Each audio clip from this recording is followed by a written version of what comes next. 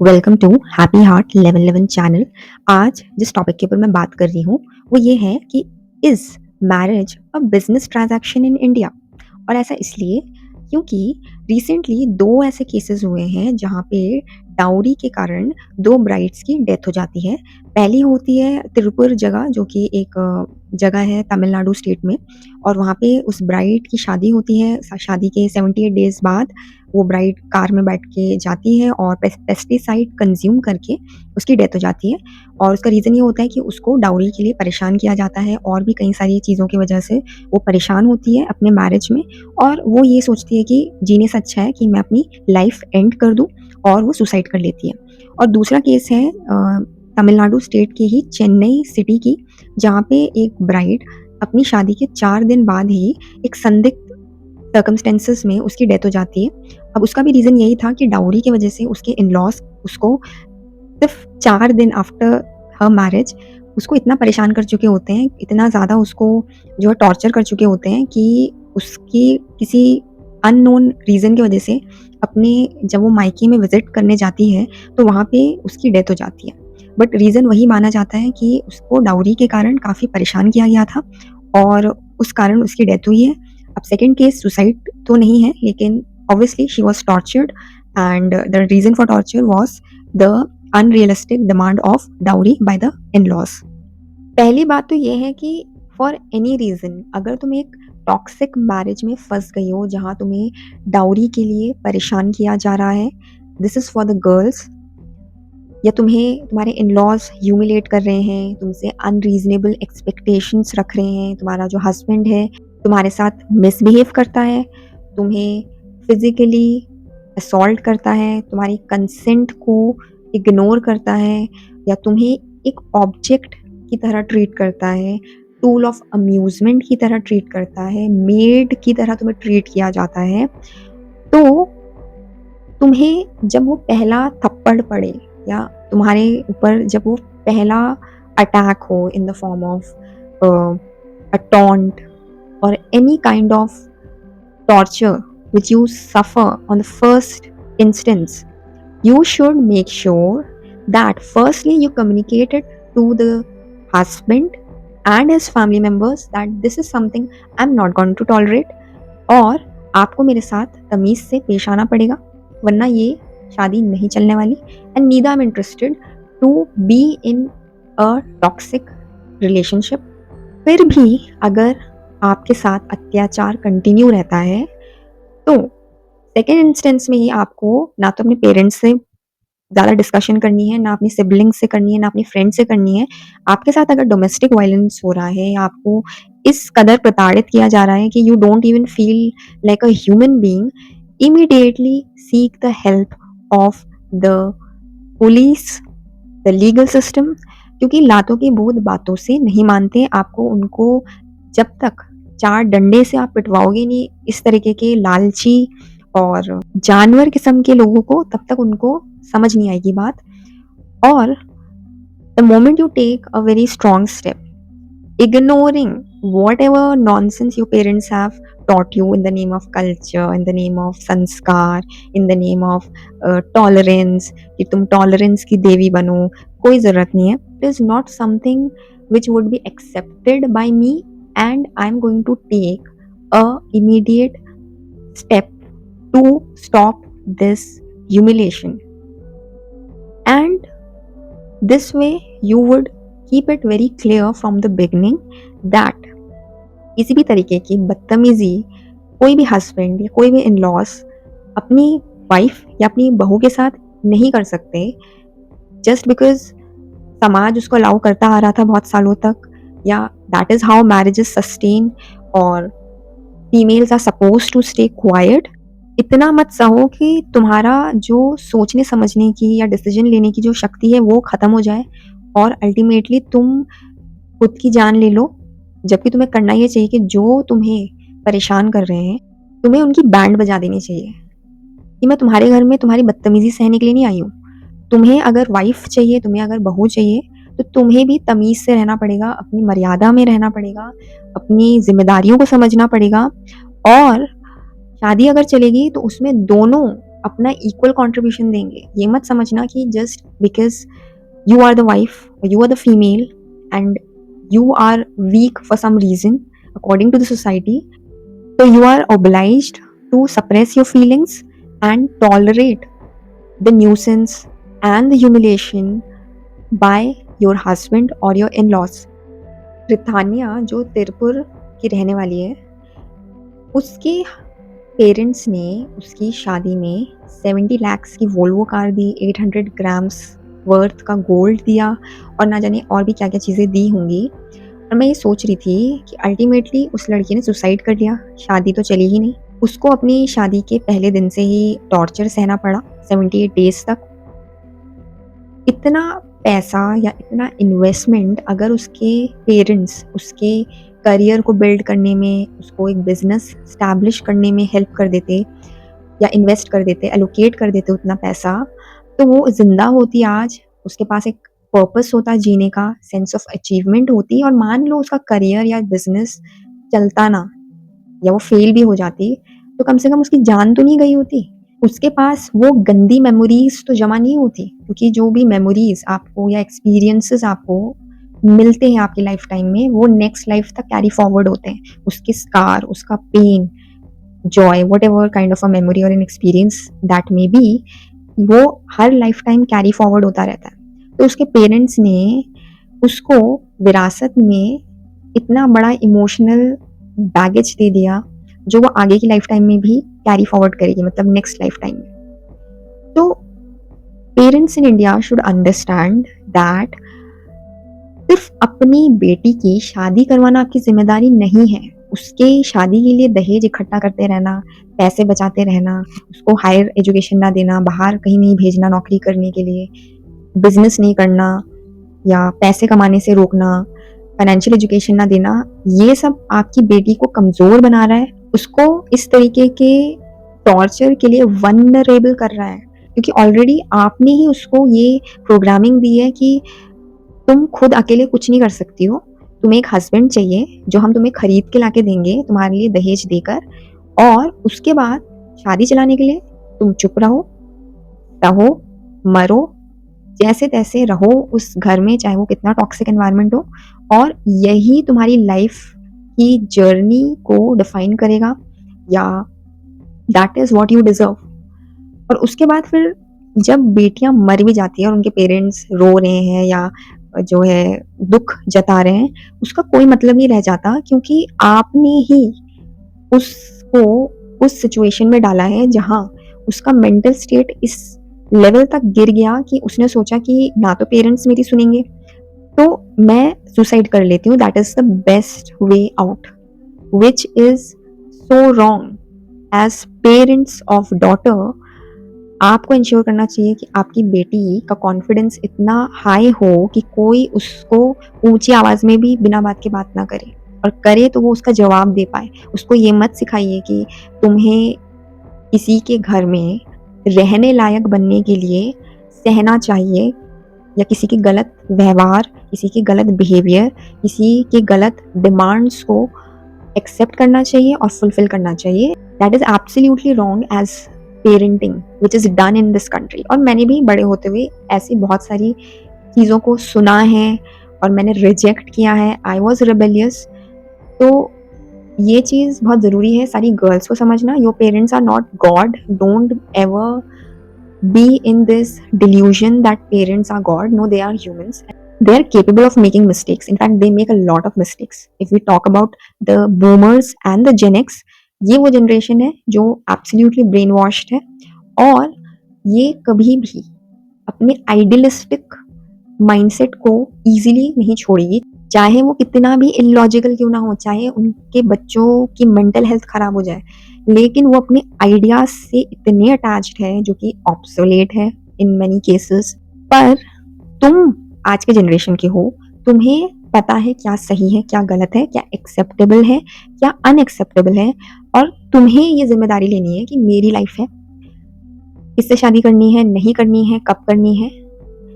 ये मेरा डिसीजन होना चाहिए based on what I like and I don't like, not what society thinks is right and what your parents और your relatives think that this is right and wrong. क्योंकि देखो, जब लड़की को उसका हस्बैंड पीट रहा होता है, फिजिकली असॉल्ट कर रहा होता है, उसके साथ एक फोर्सफुल रिलेशनशिप स्टैब्लिश करता है,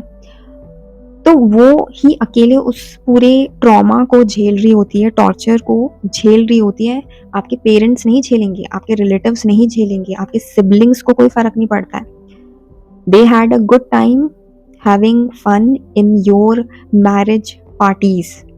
उसके बाद उनका रोल जीरो होता है। उसके बाद बेटा तुम मरो, तुम जियो, उनको कोई फर्क नहीं पड़ता। And that is a reality in our society. Parents are not even interested to even listen what their daughter is going through in the marriage for which he was not even ready to agree for. तो तुम्हारे parents को तुमसे प्यार हो या ना हो, पर तुमको तुमसे प्यार होना चाहिए सबसे पहले, और अपने को सबसे ऊपर रखो। अपनी सेफ्टी, सिक्योरिटी, अपनी रिस्पेक्ट को इंश्योर करो सबसे पहले। कुछ गलत होता है तो take a step which is necessary to ensure your safety, your security, your peace of mind. Nobody else is going to come to rescue you. Or the majority of parents in India have become parents as a part of social custom. भी सब बच्चे करते हैं तो हमें भी करना है, no matter they were responsible enough or not, whether they have any knowledge about raising a happy and successful child or not, or even they are ready and they want to have a child or not. Boomers और Gen X ने सिर्फ बच्चे इसलिए पैदा करें क्योंकि सब लोग करते हैं, क्योंकि उनकी बुढ़ापे की एक लाठी उन्हें चाहिए थी, क्योंकि उनको चाहिए था सोशल वैलिडेशन कि हम भी बच्चे कर सकते हैं। Other than that they were not interested in even finding out whether they are ready and responsible to become parents और नॉट। तो जिनका माइंडसेट ही वही है, तो तुम कैसे एक्सपेक्ट करोगे कि तुम उनके ऊपर अपने लाइफ के डिसीजंस को लेके रिलाई कर सकते हो। आप उनसे सजेशन ले सकते हो, लेकिन आपकी लाइफ आफ्टर ऑल आपकी है। आप एक डिफरेंट सोल हो, आपकी पसंद नापसंद अलग होगी, आप एक नए जनरेशन को बिलोंग करते हो, तो आपका लाइफ को देखने का नजरिया उनकी लाइफ को देखने के नजरिए से डिफरेंट ही होने वाला है। That is for the good of the society. अगर नई जनरेशन नई सोच, नई माइंडसेट को नहीं लेके आएगी और हम पुरानी जनरेशन्स के घिसे पिटे आइडियाज़ को लेके आगे बढ़ते रहेंगे, फॉर एग्जांपल डाउरी का देना नॉर्मल है, फी तो पे करनी ही पड़ेगी ब्राइड और उसके पेरेंट्स को अच्छा लड़का पाने के लिए, who would make the society progressive? We are not going to progress with old obsolete ideas. हम ठहरे हुए पानी की तरह सड़ने लगेंगे। हमारी जो फैमिली स्ट्रक्चर है ना, वो इसीलिए कोलैप्स हो रही है, मैरिजेस इसलिए कोलैप्स हो रही है क्योंकि समय बदल गया, लोगों की एजुकेशन ज़्यादा अच्छी हो गई है, आर्टिफिशियल इंटेलिजेंस का जब ज़माना आ गया है, जहाँ मैनुअल वर्क को मशीन से करवाया जा रहा है अब। लेकिन छोटी छोटी चीज़ें हमारी सोसाइटी को प्रोग्रेस होने से रोक रही है, जैसे पेरेंट्स का अपने बच्चों के मैरिज में इंटरफेयर करना, डाउरी एक्सपेक्ट करना, डाउरी देना, या फिर वाइफ को एक्सप्लॉइट करना, या फिर डोमेस्टिक वायलेंस को नॉर्मलाइज करना। तो कुछ चीज़ें चेंज करनी पड़ेगी। अगर हम मैरिज के इंस्टीट्यूशन में चेंजेस नहीं लाएंगे, उसके टर्म्स एंड कंडीशंस को अपग्रेड नहीं करेंगे, तो marriages are bound to fail and it is a business transaction, जहाँ ये हो रहा है कि तुम्हें अच्छा लड़का पाने के लिए डाउरी देना पड़ेगा, या तुम्हें अपने मनपसंद इंसान से शादी करने के लिए उसकी बदतमीजियाँ सहनी पड़ेगी,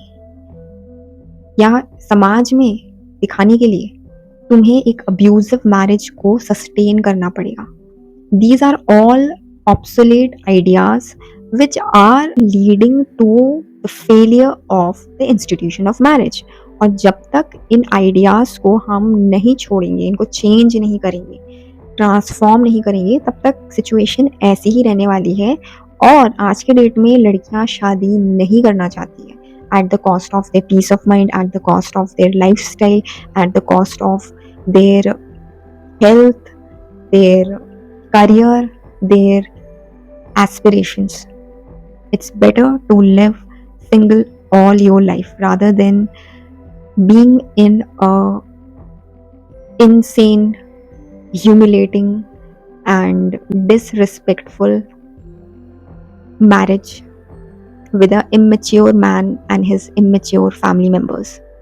इस डाउरी की वजह से ही एक फीमेल का पैदा होना बहुत ही अनडिज़ायरेबल माना जाता है इंडिया में आज के डेट में भी, क्योंकि हर एक फैमिली को पता है कि अगर हम इस लड़की को बड़ा करेंगे या हमारी लड़की पैदा होती है, तो कल के दिन जब उसकी शादी होगी तो उसके लिए काफ़ी हेफ़्टी अमाउंट में खर्चा करना पड़ेगा। और कई केसेस में इसलिए जो पेरेंट्स होते हैं, वो ये मान के चलते हैं कि इसको हायर एजुकेशन देने से अच्छा है कि इसकी जल्दी शादी करा दो और बचपन से एक हेफ़्टी अमाउंट जमा करना शुरू कर दो, ताकि इसकी शादी के लिए उसको डाउरी की तौर पे दिया जा सके और उसकी शादी सेफ और साउंड चलती रहे।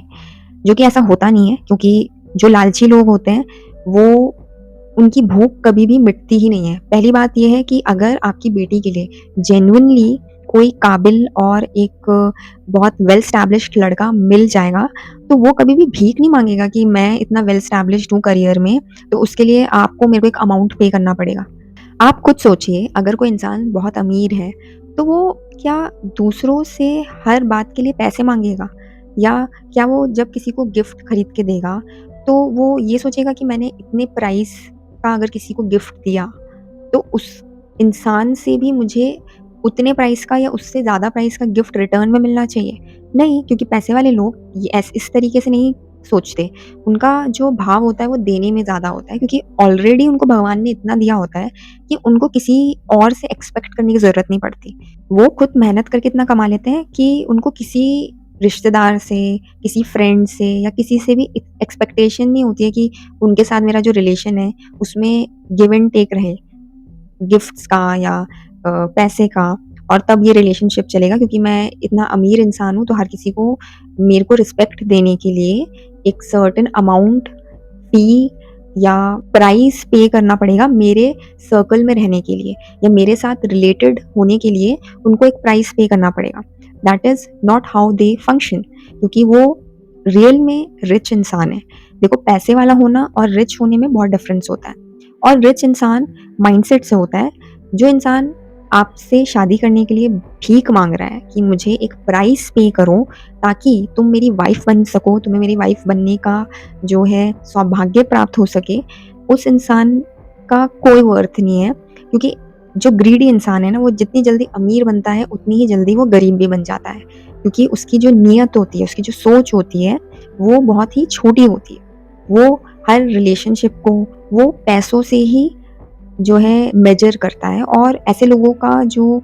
करियर है या जो बिज़नेस है वो ज़्यादा दिन तक चल नहीं पाता, बिकॉज़ जिसकी सोच ही छोटी है वो बड़ा कैसे कमाएगा। जो ये 2 केसेस हुए हैं उसमें इन-लॉज़ का बहुत बड़ा रोल था ब्राइड को ह्यूमिलिएट करने में, टॉर्चर करने में। अब इंडिया में ये बात बोली जाती है कि जब 2 लोगों की शादी होती है तो वहाँ एक्चुअल में 2 फैमिलीज़ की शादी हो रही होती है, जो कि मुझे एकदम बुलशिट आइडिया लगता है, बिकॉज़ जब शादी हो रही होती है तो वहाँ उन 2 लोगों का कंपैटिबल होना और उन 2 लोगों का एक-दूसरे को हर तरीके से एक्सेप्ट करना is the most important thing. उसके अलावा कोई भी है, even their parents should stay out of that equation, क्योंकि ज़्यादातर मैरिजेस तो जो फेल हो रही हैं, वो हो रही है इन-लॉज़ के इंटरफेरेंस की वजह से। आपका जो भी एक्सपेक्टेशन है, वो खुद से होना चाहिए, ना कि अपने डॉटर इन लॉ से या सन इन लॉ से। उन दोनों की मैरिज का डायनामिक क्या रहेगा, वो लोग उसको कैसे सँभालेंगे, उनको क्या डिसीजंस लेने हैं या एक-दूसरे से क्या एक्सपेक्टेशन रखनी है, वो as parents of both the bride and the groom should leave it to their children. आपका उनकी लाइफ और उनके रिलेशनशिप में हस्तक्षेप करने का कोई अधिकार है ही नहीं। आप सिर्फ सजेशन दे सकते हो, एडवाइस दे सकते हो, बट आप फ़ोर्सफुली या इमोशनल ब्लैकमेल करने के आइडिया से उनको या उनकी लाइफ को डिक्टेट नहीं कर सकते हो कि बेटा तुम ऐसा करो, या तुम इसको इस तरीके से कंट्रोल करो, या तुम्हें इसको इस तरीके से ये बात बोलनी चाहिए थी। This is not what any sensible parent would do. अगर आप सच में अपने बच्चे से प्यार करते हैं या उसकी आपको भले की चिंता है, तो आप उसको अपने डिसीज़न बचपन से ही खुद लेना सिखाएँगे, उसके कॉन्सिक्वेंसेस खुद बेयर करना सिखाएँगे और जब 2 लोग शादी करते हैं, तो उनको अपने माइंड में ये बात बहुत क्लियर रखनी चाहिए कि शादी is not about throwing a party or having all kinds of fancy rituals, wearing all those fancy attires. शादी मीन्स रिस्पॉन्सिबिलिटी एंड रिस्पॉन्सिबिलिटी आप तभी लोगे पहले आप खुद इंडिपेंडेंट हो कि नहीं। लड़का अपने फिजिकल नीड्स या बॉडीली नीड्स की कंप्लेन लेके अगर अपने पेरेंट्स के पास जा रहा है और वो पेरेंट्स अपनी बहू को डायरेक्टली या इनडायरेक्टली उस कंप्लेन को लेकर परेशान कर रहे हैं या सुना रहे हैं कि तुम हमारी बेटे की जो फिजिकल नीड्स हैं उसको एक सर्टेन एक्सपेक्टेशन के अकॉर्डिंग फुलफिल नहीं कर पा रही हो, तो तुम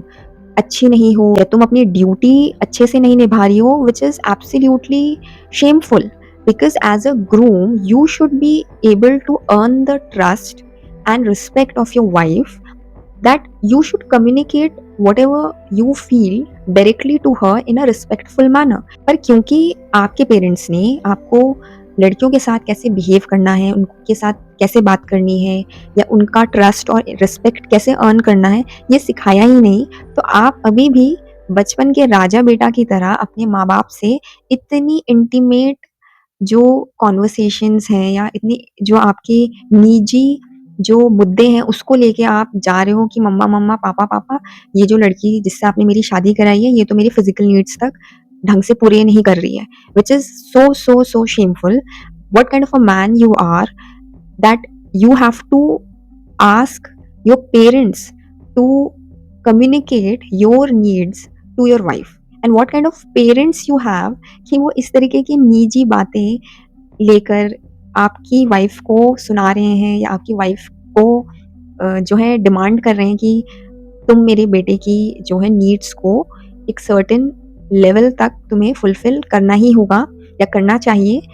which is shameful in the Indian context because parents के साथ हम यहाँ पे ये सारी बातें नहीं करते हैं और यहाँ ग्रूम ही अपने पेरेंट्स को अपनी मैरिड लाइफ की निजी बातें लेकर कंप्लेन लेके जा रहा है. ऐसा जो लड़का है ही is not mature and grown up that he can start a family, because आप जब मैरिज करते हो तो आपको ये बात क्लियर होनी चाहिए चाहे आप लड़का हो या लड़की हो कि आप अपनी जो भी आपस के जो मैटर्स हैं वो छोटे छोटे झगड़े हो या बड़े झगड़े हो या किसी भी लेवल का डिससेटिस्फैक्शन हो वो खुद सॉल्व करो. अगर आप अपने मैटर्स ही खुद सॉल्व नहीं कर पा रहे हो, उसको लेके अपने फ्रेंड्स के पास जा रहे हो और अपनी स्पाउस की बिचिंग कर रहे हो या अपने पेरेंट्स के पास जा रहे हो, अपने रिलेटिव्स के पास जा रहे हो, अपने नेबर्स के पास जा रहे हो और उस मैटर को लेकर आप उनको मसाला दे रहे हो प्लस अपनी इंटीमेट लाइफ में उनको इनविटेशन दे रहे हो कि आओ तुम हमारी गंदगी को देखो और मजाक बनाओ और खुश हो जाओ, तो इससे ज़्यादा एम्बैरेसिंग, इससे ज़्यादा डिस्गस्टिंग कुछ नहीं होता है. और कोई भी लड़की ऐसे किसी लड़के से कभी भी सैटिस्फाइड नहीं होगी इमोशनली इंटेलेक्चुअली जो कि अपने खुद के डिसीजंस नहीं ले पाता, जो ये नहीं जानता कि एक लड़की को कैसे रिस्पेक्टफुली रखना है, उसके साथ कैसे बात करनी है, उससे क्या एक्सपेक्ट करना है. अगर आप ये सोच के शादी कर रहे हो कि आप क्योंकि एक सर्टेन अचीवमेंट्स लेकर बैठे हो या आप करियर वाइज या फाइनेंस वाइज वेल स्टैब्लिश्ड हो, तो अब जिस भी लड़की से आप शादी करेंगे तो वो आपकी मेड होगी, आपकी स्लेव होगी, आपकी गुलाम होगी और आप उसको एक टूल या ऑब्जेक्ट की तरह जब मन चाहे जैसे मन चाहे यूज़ कर सकते हैं. तो ये आपकी गलतफहमी है क्योंकि हो सकता है आपका जो ये टैक्टिक है ये कुछ दिन चल जाए but ultimately your marriage will break apart, divorce होगा, बदनामी होगी या मैरिज अगर चल भी रही होगी तो वो बहुत ही ज़्यादा डिस्टॉर्टेड होगी, बहुत ज़्यादा उसमें टर्बुलेंस होगा, नेगेटिविटी होगी और वही आपके बच्चों को भी इफ़ेक्ट करेगा आगे जाके और उनकी भी आगे की लाइफ ख़राब होगी. अगर आप अपनी मैरिज सक्सेसफुल चाहते हो, पीसफुल चाहते हो और फुलफिलिंग चाहते हो तो गर्ल्स को ये बातें ध्यान में रखनी चाहिए कि जिस भी लड़के को आप कंसिडर कर रहे हो एज अ फ्यूचर स्पाउस उसके अंदर पहली बात तो इंडिपेंडेंस होनी चाहिए, सिर्फ फाइनेंशियली नहीं बट मेंटल इंडिपेंडेंस भी. क्या वो अपने डिसीजंस खुद लेता है या कोई भी डिसीजन लेने के लिए वो 10 बार अपने पेरेंट्स से, अपने सिबलिंग्स से, अपने फ्रेंड्स से पूछता रहता है या उनको सारी अपनी निजी बात बताता है और फिर जाके उनके इन्फ्लुएंस में आके बिना ये सोचे समझे कि ये सही है या गलत है, ये एथिकल है या अनएथिकल है, कोई भी डिसीजन ले लेता है। दूसरी चीज़ ये होती है कि क्या वो इन जनरल फीमेल्स की रिस्पेक्ट करता है या उनको एक ऑब्जेक्ट ऑफ अम्यूज़मेंट की तरह ट्रीट करता है। उसकी सोच ऐसी है कि औरत पैरों का धूल है या औरत का जो दिमाग है वो उसके घुटने में है या वो एक सेकेंडरी स्पीशीज़ है, सेकंड क्लास सिटिज़न है, उसको दबा के रखना चाहिए ताकि आप रिलेशनशिप में जो है डोमिनेट कर सकें। तो ऐसे लड़कों से बिल्कुल दूर रहना। तीसरी चीज़ ये होती है कि अगर कोई आपसे डाउरी माँग रहा है, तो ये समझ लो कि वो इंसान इंडिपेंडेंट हुआ ही नहीं है, वो इस लायक ही नहीं हुआ है कि वो फैमिली स्टार्ट कर सके। वो इतना रिस्पॉन्सिबल नहीं है कि वो आपकी केयर कर सके without charging a certain fee for it, और वो शायद इंडिपेंडेंट है भी नहीं। क्योंकि खाली बर्तन आवाज़ तो बहुत करते हैं कि हमारे पास इतना पैसा है या मैं इतना पैसा कमाता हूँ, बट अल्टीमेटली अगर आपको भीख माँगने की ज़रूरत पड़ रही है किसी से शादी करने के लिए, तो it means you cannot financially take care of that girl and the children which you might both have in the future. तो ऐसे लड़के को पहले इसमें रिजेक्ट कर दो। चौथी बात बहुत इंपॉर्टेंट है कि अगर आप उससे कुछ क्वेश्चंस पूछ रहे हो और वो उसको इग्नोर कर रहा है या हँसी में उड़ा रहा है या वो इस तरीके से रिएक्ट कर रहा है कि क्या तुम मेरा इंटरव्यू ले रही हो? क्या मेरा इंटरव्यू हो रहा है यहाँ पे? या फिर तुम्हारी किसी भी बात को वो काट देता है और अपनी बात बोलना स्टार्ट कर देता है ताकि उसको जवाब ना देना पड़े, या ये दिखाते हुए कि तुम्हारी बात की इतनी वैल्यू नहीं है, तुम चुप रहो, I am the man and I will dominate the conversation. तो ऐसे लड़के से बिल्कुल दूर रहो because he is not yet eligible to become a husband. वो एक हस्बैंड मटेरियल नहीं है। क्यों? क्योंकि उसको इस बात में कोई इंटरेस्ट ही नहीं है कि मैरिज एक बहुत बड़ी रिस्पॉन्सिबिलिटी है और यहाँ पे आप अपनी लाइफ किसी और के साथ शेयर करने वाले हो। वो दूसरा इंसान आपसे कई मायनों में बहुत डिफरेंट हो सकता है और इसके लिए आपको कुछ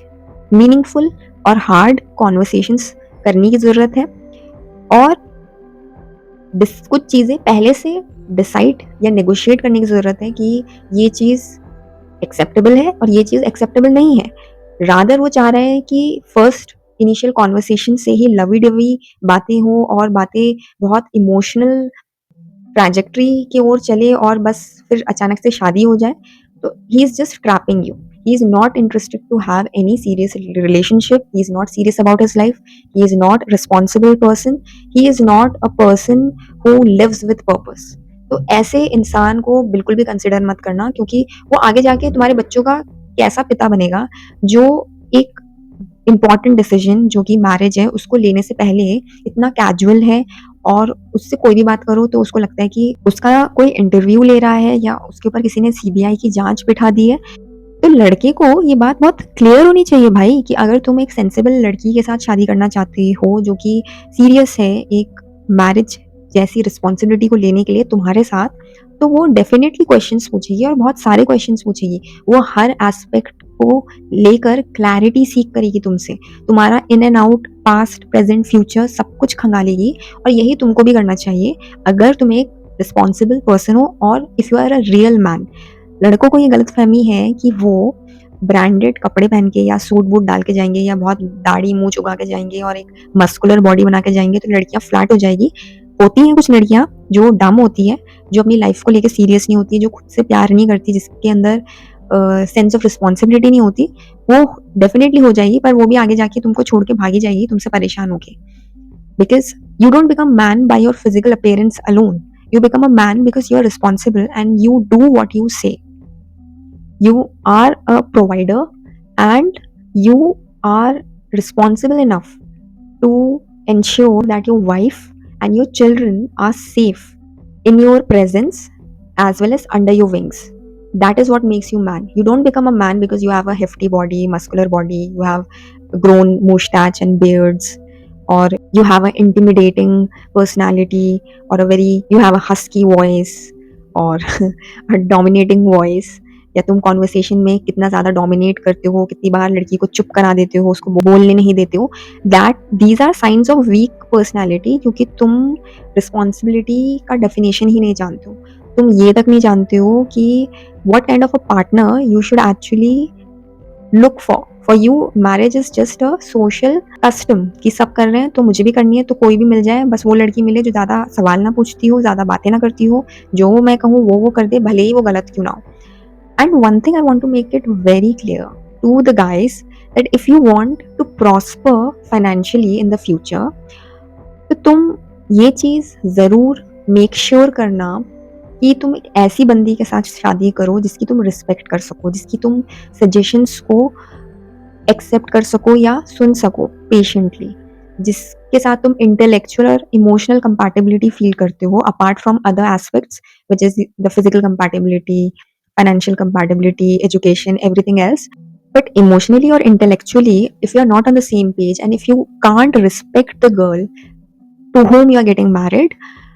आपका जो वीनस है वो बहुत वीक हो जाएगा। आपका जो वेल्थ का एस्पेक्ट है, करियर का जो एस्पेक्ट है, आपका जो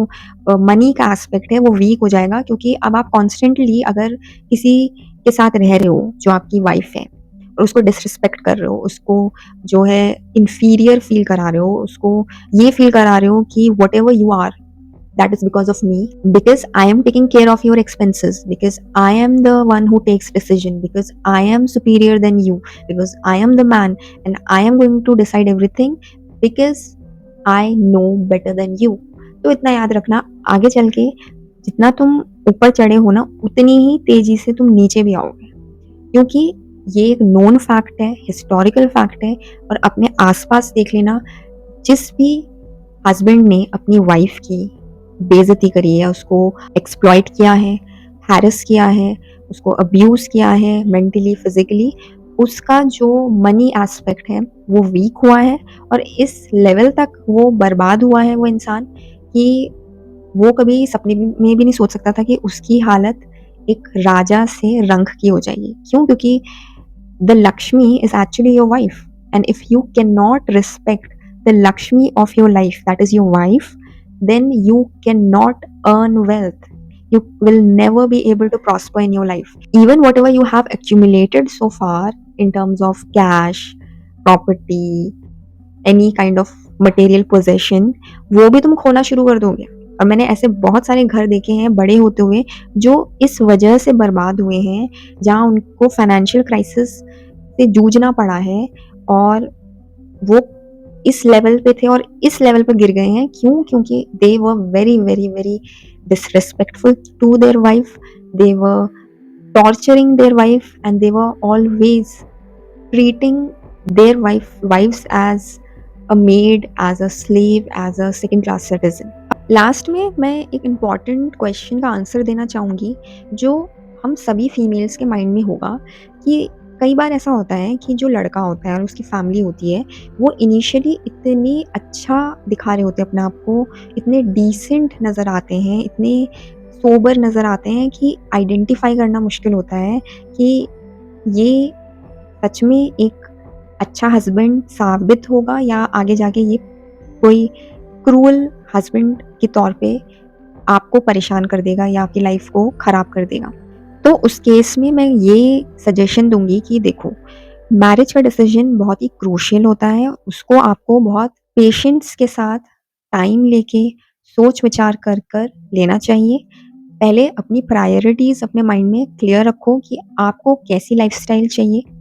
आप उस लाइफस्टाइल को अचीव करने के लिए क्या खुद कर रहे हो, और जो आप कर रहे हो क्या आपका फ्यूचर हस्बैंड उसको अचीव करने के लिए सपोर्ट कर सकता है या नहीं। और कोई कितना भी दिखावा करता रहे, कोई कितना भी अच्छा बनने का ढोंग करता रहे, one thing is very very easy to understand is, as a female we all have sixth sense, or we are sensitive to energies more than males. इसलिए कभी भी तुम्हें by your inner voice और by your intuition or your gut feeling ज़रा सा भी doubt आए कि this guy is not what he is looking like, ये इंसान जैसे दिखा रहा है ना वैसा ये है नहीं एक्चुअली में, इसके बोलने में, इसके एक्शन में और जैसा मैं इसके प्रेज़ेंस में फ़ील करती हूँ, the way he treats me, the way his parents treat me, whatever they are saying, उसमें कुछ नकलीपन है, उसमें बनावटीपन है, इसमें कुछ मैनिपुलेशन इन्वॉल्व्ड है।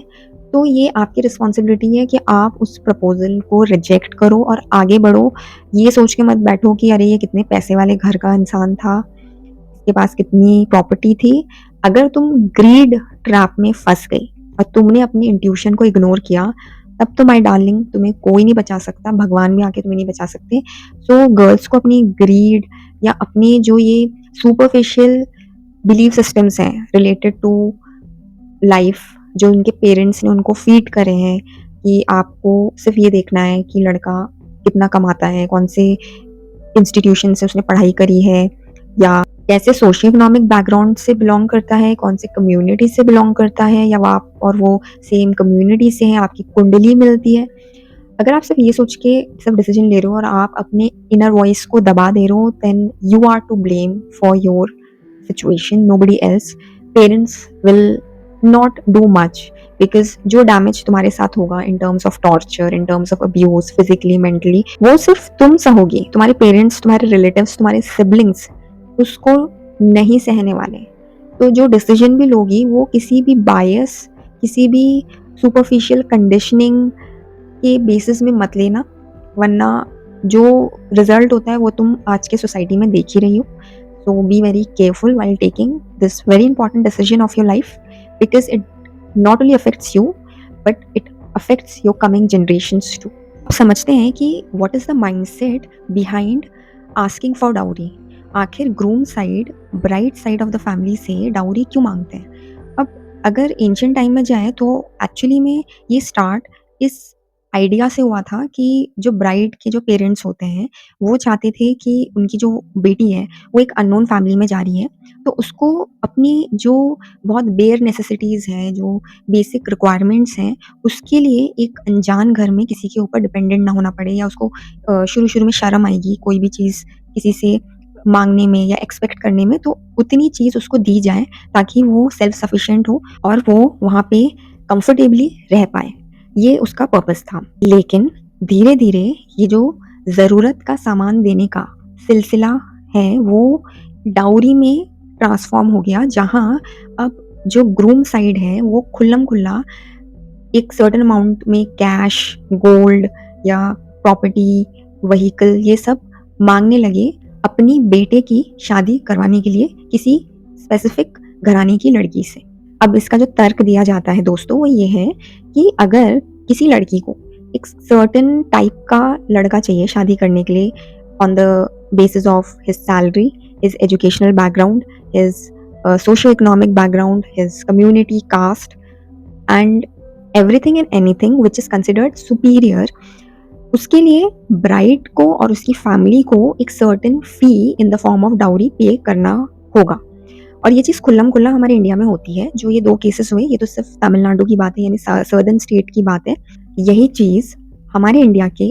लेंथ और ब्रेथ में प्रैक्टिस की जाती है, एक्सेप्ट नॉर्थ ईस्ट, यानी वो 7 सिस्टर्स, जहाँ पे पेट्रियार्की की जगह मेट्रियार्की फ़ॉलो की जाती है। और मुझे नहीं पता कि आज के दिन वहाँ की क्या सिचुएशन है, लेकिन जितना मेरे को नॉलेज है, वहाँ पे लड़का जो है अपने घर को छोड़ के लड़की के घर जाता है और वहाँ पे डाउरी का सिस्टम नहीं चलता, क्योंकि वहाँ जो हेड ऑफ़ द फैमिली होती है वो फीमेल होती है और वहाँ पे पूरा जो कल्चर है वो डिफरेंट है than the rest of the India. But other than that, across the length and breadth of India, dowry is a real thing. और ये वैरी कर सकता है डिपेंडिंग ऑन, कहीं पे ये डायरेक्टली डिमांड की जाती है, किसी-किसी स्टेट में इसको इनडायरेक्टली डिमांड किया जाता है। लेकिन ये एक्सपेक्ट किया जाता है bride side of the family से कि आपको ये पता होना चाहिए कि if you are getting your daughter married, then you are supposed to pay a certain price for it to get a certain kind of a groom for her. अब वो सैलरी के ऊपर बेस्ड हो, वो उसके एजुकेशन क्वालिफिकेशन के ऊपर based हो, वो उसके फैमिली बैकग्राउंड के ऊपर बेस्ड हो, कास्ट के ऊपर हो, कम्युनिटी के ऊपर हो, स्टेट के ऊपर हो, कुछ भी हो, but you should be prepared as parents of bride that you should pay a certain amount in cash and kind so that आपकी बेटी वहाँ खुश रहे, उसका जो है दबदबा वहाँ बना रहे और उसको इज़्ज़त मिले वहाँ पे। अब ये इसका पर्पस आज के टाइम पे है। लेकिन क्या ये सच में आपकी बेटी को सेफ्टी, सिक्योरिटी और रिस्पेक्ट एंश्योर कर रही है? आई डोंट थिंक सो, क्योंकि जो केसेस होते हैं हमारे कंट्री में जहाँ पे कई सारी ब्राइड्स इसीलिए अपनी जान से हाथ धो बैठती है क्योंकि उनको उनके इन-लॉज़ या उनका जो हस्बैंड है वो इतना ज़्यादा हैरेस करता है due to their greed of getting more dowry from her family. और इसके कारण वो कई केसेस हुए हैं ऐसे across the length and breadth of India जहाँ उनको अपनी जान से हाथ धोना पड़ा। और अगर उनकी जान बच भी गई तो वो शादी या तो टिकी नहीं या चल रही है तो वो बहुत अब्यूज़िव है, बहुत ज़्यादा उसको टॉर्चर किया जा रहा है उन सारी मैरिजेस में और it's basically worthless. Now there are different reasons कि डाउरी लिया और दिया क्यों जाता है। अगर bride side of the family की बात करें तो उसकी फैमिली डाउरी देने के लिए इसलिए रेडी होती है क्योंकि वो चाहते हैं कि ये शादी सक्सेसफुल हो और जहाँ उनकी बेटी की शादी हो रही है वहाँ उसको रिस्पेक्ट मिले, उसकी सेफ्टी सिक्योरिटी इंश्योर की जाए और उसको वहाँ कोई परेशानी ना हो, उसको सुनाया ना जाए कि तुम शादी करके आई हो और अपने मायके से कुछ भी लेके नहीं आई हो और खाली हाथ आ गई हो, तुम्हें तो बहुत ही अपनी पहुँच के बाहर का लड़का मिल गया है और तुम्हारी तो लॉटरी लग गई है और बाकी लोगों को तो देखो कितना दहेज देना पड़ता है और कई बार उनको इनडायरेक्टली भी बहुत तरीकों से परेशान किया जाता है। और इसको जो है रोकने के लिए bride side of the family ये मान के चलती है कि भैया एक फ़ी या एक सर्टेन अमाउंट में जो भी कैश और काइंड में डाउरी बनता है वो दे देना चाहिए क्योंकि अगर हम ऐसा कर देते हैं तो कल के दिन हमारी बेटी को सुनाया नहीं जाएगा। ये रीज़न होता है bride side of the family का। अब groom side of the family के कई सारे रीज़न होते हैं। पहला रीज़न तो ये है कि भाई अगर हमारे बेटे ने एक गवर्नमेंट एग्ज़ाम क्रैक किया है या एक सर्टेन सैलरी में वो जॉब करता है या वो एक सर्टेन इंस्टीट्यूशन से पढ़कर आया है तो हमने उसके ऊपर बहुत इन्वेस्टमेंट करी है और वो इन्वेस्टमेंट हमें वापस मिलना चाहिए इन द फॉर्म ऑफ डाउरी जब कोई लड़की के साथ उसकी शादी हो या जब हम किसी और के घर की लड़की को अपने घर लेके आए। और क्योंकि हमारे बेटे की वर्थ बहुत ज़्यादा है because of the salary he earns, the kind of education he has and वो जिस भी सोशो इकोनॉमिक बैकग्राउंड से है तो उसके लिए ब्राइड को एक फ़ी देना तो बनता है। और दूसरी चीज़ ये है कि अगर उनकी बेटी है सपोज़ जैसे ग्रूम की अगर कोई सिस्टर है, उसकी भी शादी होगी और उसके लिए अगर दहेज देना उनको पड़ा है या पड़ेगा, तो वो एक्सपेक्ट करते हैं कि जब हमको देना पड़ेगा अपनी बेटी के लिए, तो दूसरे की भी बेटी जब हमारे घर में आएगी, तो उसको भी देना चाहिए। दूसरा रीज़न ये होता है groom side of the family का कि जो उनके रिलेटिव्स हैं, उनके सामने उनको अपना एक सर्टेन स्टेटस मेंटेन करके रखना है कि हमने जब अपने बेटे की शादी कराई तो बहू कितना सारा दहेज देखो हमारे लिए लेके आई है। मतलब हमारे बेटे की वर्थ देखो कितनी ज़्यादा है कि जो बहू है उसके घर वालों ने उसके लिए कितना अच्छा प्राइस पे किया है in cash, in kind, in terms of gold and what not. तो वो उनके लिए एक स्टेटस सिंबल की तरह हो जाता है कि हाँ, देखो हमारी जो है परवरिश की, हमारी बेटे की एक बहुत हाई वैल्यू है, सुपीरियर वैल्यू है और उसको दिखाने के लिए उसका जो मेजरमेंट है वो ये डाउरी है जो कि बहू लेके आई है। और क्यों लेके आई है? क्योंकि हमारी बेटी की उतनी वर्थ है। और तीसरा रीज़न ये होता है कि अगर कोई लालच रखता है, जो लालची इंसान होता है उसको चाहिए कि हर जगह से उसको मटेरियल बेनिफिट हो। मतलब कि आप इंडिया की अगर शादियाँ देखिए तो वहाँ पे एक काउंटर लगा होता है, लड़की वालों का अलग, लड़के वाले को अलग। अगर जॉइंट या कंबाइंड अरेंजमेंट है वेडिंग का, जहाँ पे दोनों अपने-अपने अकाउंटेंट्स को बिठाते हैं। अब वो फैमिली का ही कोई मेंबर हो सकता है या कोई प्रोफेशनल हो सकता है, जहाँ वो लिफ़ाफ़े कलेक्ट करते हैं जिसमें जो भी गेस्ट आते हैं, वो एक सर्टेन जो है शगुन के फॉर्म में, गिफ्ट के फॉर्म में पैसे जमा करते हैं। तो वो जो पैसे होते हैं वो क्या होता है, वो इकट्ठा करके वो भी उसको या तो अपने किसी नीड के लिए या अपने इन्वेस्टमेंट के लिए उसको अपने पास रखते हैं। ऐसा तो है नहीं कि उसको दान कर देते हैं और ऐसा नहीं है कि वो आपको शादी में कोई बुला रहा है एज़ अ गेस्ट, तो वो कोई आपको चैरिटी करने के लिए बुला रहा है। वो भी एक्सपेक्ट करते हैं कि आप लिफ़ाफ़े में एक हैंडसम अमाउंट रखें in the name of blessing और in the name of gift for their child's marriage. तो बेसिकली क्या होता है कि कुछ लोग ऐसे होते हैं जो बहुत ही मटेरियलिस्टिक होते हैं या मनी माइंडेड होते हैं। उनको लगता है कि हर जगह से हमें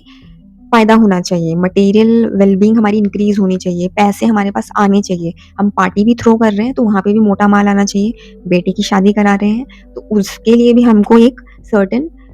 जो है एक अमाउंट मिलना चाहिए, क्योंकि हम एक सर्टेन क्वालिटी का लड़का किसी की लड़की को दे रहे हैं, बड़ा कर, पढ़ा-लिखा कर, उसको नौकरी करने लायक बनाकर। तो ये कुछ कारण हैं जिसके कारण डाउरी हमारे देश में आज के टाइम में भी, यानी 2025 आ गया है, जहाँ आर्टिफिशियल इंटेलिजेंस का ज़माना आ चुका है और लोग कई सारे मैनुअल वर्क को एआई से रिप्लेस कर रहे हैं। लेकिन शादी में ये जो एक डाउरी का फीचर है, वो बाय डिफ़ॉल्ट चलता आ रहा है और ना जाने कब तक चलता ही रहेगा, अगर हमने अपने माइंडसेट को चेंज नहीं किया और इस सोशल ईविल को मैरिज के इक्वेशन से निकाल के फेंका नहीं तो गर्ल्स, अगली बार आपके लिए कोई रिश्ता आए और वहाँ उसके पेरेंट्स बोले कि हमारा बेटा गवर्नमेंट ऑफिसर है या बिजनेस टाइकून है, आईआईटीएन है, आईआईएम से पास आउट है, एनआरआई है, डॉलर्स में कमाता है, हमें तो मोटा दहेज चाहिए भाई, आपकी बेटी राज करेगी राज। तो उन्हें बहुत ही रिस्पेक्टफुली एक बात बोलना, अंकल एंड आंटी, आपको अपने हीरे जैसा कमाऊँ और राजा बेटा बहुत-बहुत मुबारक। मुझे आप माफ़ करिए, मैं खुद से बहुत प्यार करती हूँ, अपने जीवन को अच्छा बनाने में विश्वास रखती हूँ। उसको मैं आपके बेटे के जैसे भिखारी इंसान के साथ शादी करके डिग्रेड नहीं करूँगी और पूरी लाइफ़ सिंगल रह के मर जाऊँगी। लेकिन आप जैसे लालची लोगों के साथ अपनी लाइफ़ को खराब करने के लिए शादी नहीं करूँगी और ना ही एक फूटी कौड़ी दहेज दूँगी। आप लोग आगे जा सकते हैं, आगे बढ़िए, क्योंकि यहाँ आपको कोई भीख या भिक्षा नहीं मिलने वाली। सो राम राम जी, आप अपना राजा बेटा अपने पास रखिए, सँभाल के रखिए, तिजोरी में बंद करके रखिए। कहीं कल के दिन कोई चालाक गोल्ड डिगर उसको उड़ा के ना ले जाए या मौत के घाट ना उतार दे।